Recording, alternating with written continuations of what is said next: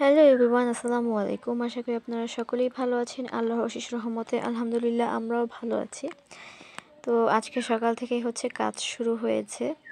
এদিকে মুরগির ডিম কিনে আনা হয়েছে, তো সেগুলোই এখন ভালো করে ধুয়ে এরপরে পরিষ্কার করে নেওয়া হচ্ছে। এরপরে এগুলো ফ্রিজে রেখে দেওয়া হবে। আর আজকে দুপুরে ডিম রান্না করাই হবে, এই জন্য এখানে ডিম আর আলু নিয়ে নেওয়া হয়েছে। আলুটাকে ভালো করে ধুয়ে নেওয়া হয়েছে। তো এখন কড়াইয়ের মধ্যে আলু আর ডিমটাকে সিদ্ধ দিয়ে দেওয়া হচ্ছে পানি দিয়ে।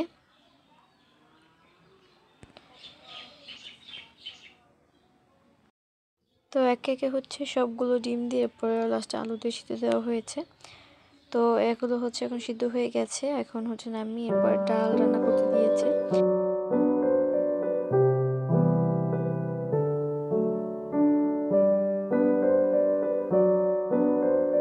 আর এখন একে একে সবগুলো ডিম আর আলু ছুলে নিবে, খোসা ছাড়িয়ে নিবে আর কি।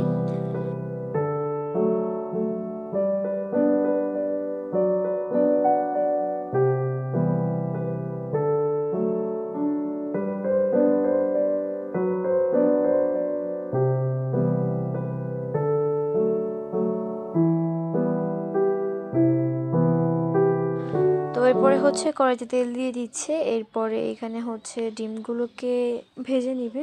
ডিমগুলোকে ভাজার আগে নুন হলুদ দিয়ে ভালো করে মাখিয়ে নেওয়া হয়েছে। এখন ভেজে এরপরে উঠিয়ে ফেলবে। হালকা একটু লাল হলে এরপরে উঠিয়ে নেবে।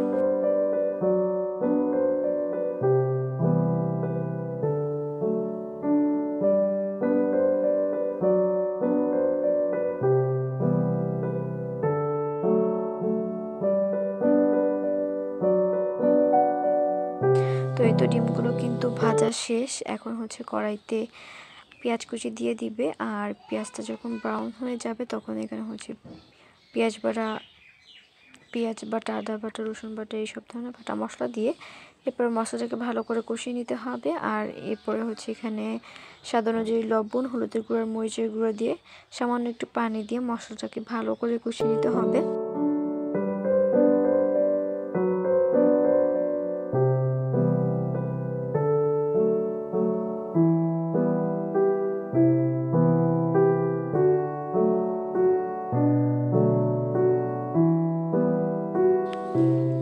আর এদিকে যেই আলুটা সিদ্ধ করে রেখেছিলাম আগে, সেটা হাতের সাহায্যে একটু ভেঙে ভেঙে দিব আর কি। একেবারে ভর্তা করব না, একটু ভেঙে দিব হাত দিয়ে প্রেস করে। তো এরপরে মশলাটার মধ্যে আলুটাকে দিয়ে দিব আর মশলার সাথে ভালো করে মিশিয়ে নিব।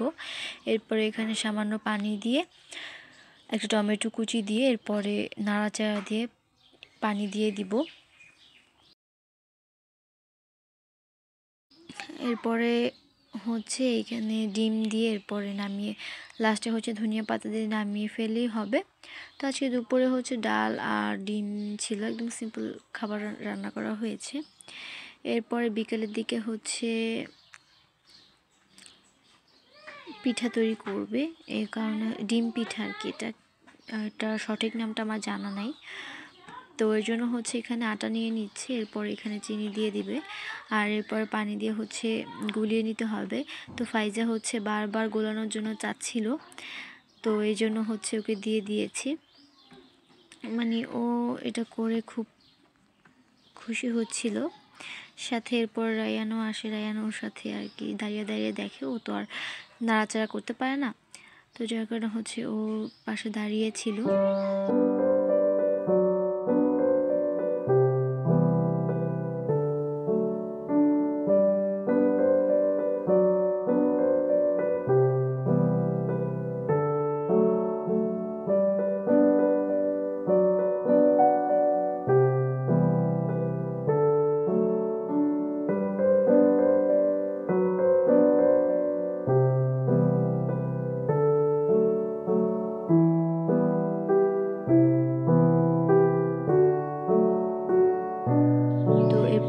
এখানে ডিমটা গলানোর জন্য স্বাদ অনুযায়ী চিনি দিয়ে দিচ্ছে আর সামান্য লবণ দিয়ে এরপরে ডিমটা দিয়ে গুলিয়ে নিবে। আর এরপরে ডিমটা ভাজতে হবে। নর্মালি আমরা যেভাবে ডিম ভাজি সেভাবে ডিমটা ভেজে নিব। আর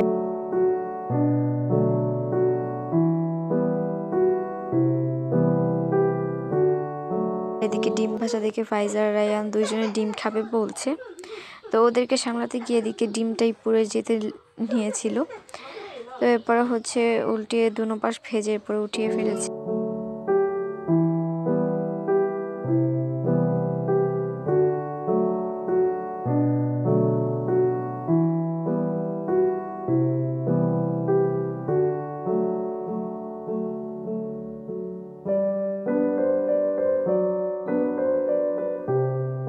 আর এরপরে হচ্ছে যে বেটারটা গুলিয়ে রেখেছিল সেটার মধ্যে ডুবিয়ে দুই পাশ এরপর এটাকে ভেজে নিতে হবে।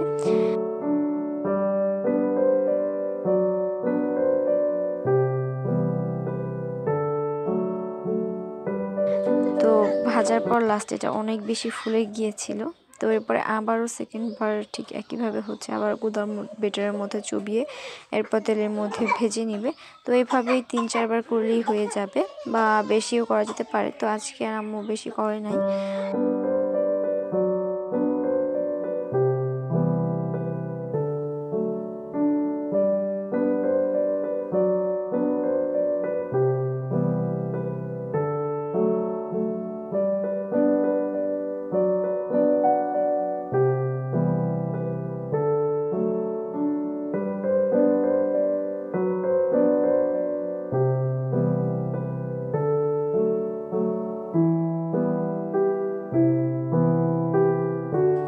এরপরে লাস্টে যে বেটারগুলো থেকে গিয়েছিল সেগুলো হচ্ছে আবারও ওগুলো দিয়ে হচ্ছে ছোটো ছোটো পিঠা তৈরি করেছিল। ওগুলো কিন্তু খেতে ভালোই লাগে।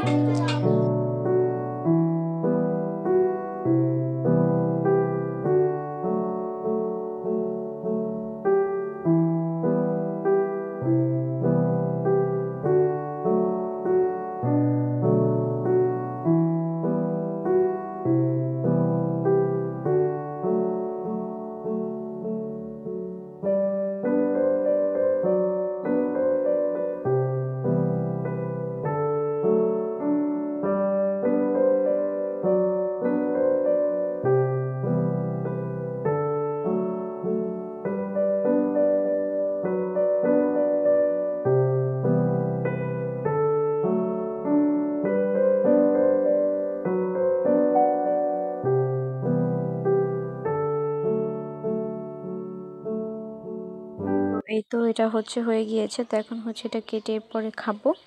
তো যাই হোক, আজকের মতো এখানেই বিদায় নিচ্ছি। দেখা হবে নেক্সট কোনো ব্লগে। ততক্ষণ সবাই ভালো থাকবেন। আল্লাহ হাফেজ।